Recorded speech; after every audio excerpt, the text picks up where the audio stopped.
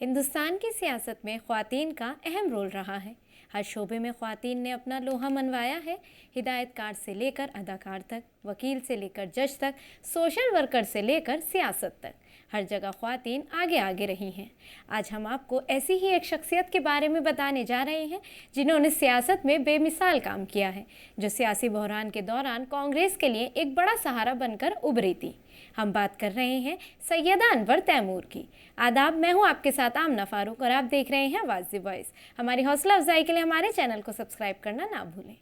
2020 میں جب پوری دنیا کورونا وائرس کی لپیٹ میں تھی، ستمبر کے مہینے میں انوارہ تیمور اس دنیا کو الوداع کہہ گئی تھی۔ 84 سال زندہ رہنے والی انوارہ تیمور نے اپنے آخری لمحات سے قبل تعلیم سے لے کر سیاست تک کے شعبوں میں بہت کام کیا۔ آسام کی واحد خاتون وزیر اعلیٰ ہونے کا اعزاز آج بھی ان کے نام ہے۔ اس کے علاوہ انوارہ تیمور کو ملک کی پہلی مسلم خاتون وزیر اعلیٰ کا اعزاز بھی حاصل ہے۔ انوارہ تیمور کو وزیر اعلیٰ کا عہدہ سنبھالنے کا موقع ایسے وقت میں ملا جب آسام تحریک کی آگ میں جل رہا تھا۔ آل آسام اسٹوڈنٹس یونین اور آل آسام پریشد کی قیادت میں مقامی اور غیر قانونی پناہ گزینوں کے درمیان لڑائی جاری تھی۔ آسام میں مکمل بدامنی تھی۔ مرکز میں جنتا پارٹی کا عصر ختم ہو گیا تھا اور اندرا گاندھی نے وزیر اعظم کا عہدہ سنبھال لیا تھا، جبکہ آسام میں صدر راج نافذ کر دیا گیا تھا۔ آسام کے لوگوں میں کانگریس کے خلاف غصہ بڑھ رہا تھا۔ اس غصے کو ٹھنڈا کرنے کے لیے کانگریس نے دسمبر 1980 میں آسام کی وزیر اعلیٰ کی کمان انوارہ تیمور کو سونپ دی۔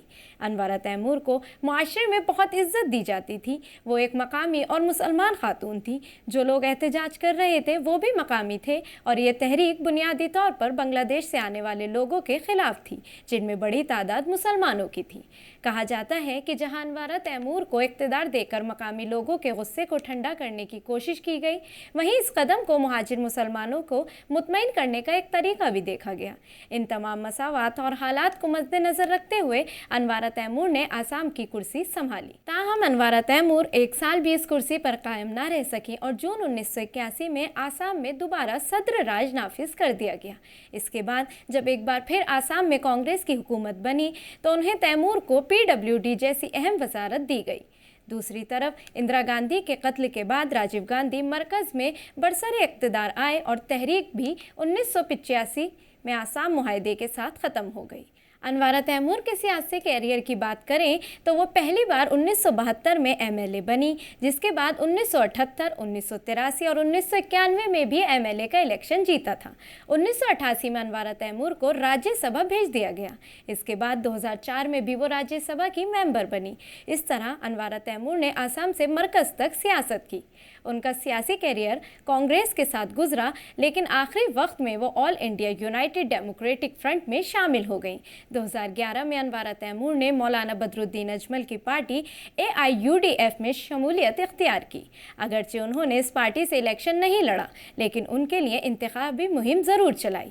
انہوں نے بطور اسٹار کیمپینر IUDF کو مضبوط کرنے کے لیے کام کیا۔ 2014 کے لوک سبھا انتخابات کے بعد انوارہ تیمور نے 2016 کے آسام اسمبلی انتخابات میں بھی پارٹی کے لیے مہم چلائی۔ وہ بزرگ ہونے کے باوجود مولانا بدرالدین کے ساتھ عوام کے درمیان جاتی رہیں۔ انوارہ تیمور نے آسام کے لیے بہت کچھ کیا ہے۔ ان کا انتقال آسٹریلیا میں ہوا۔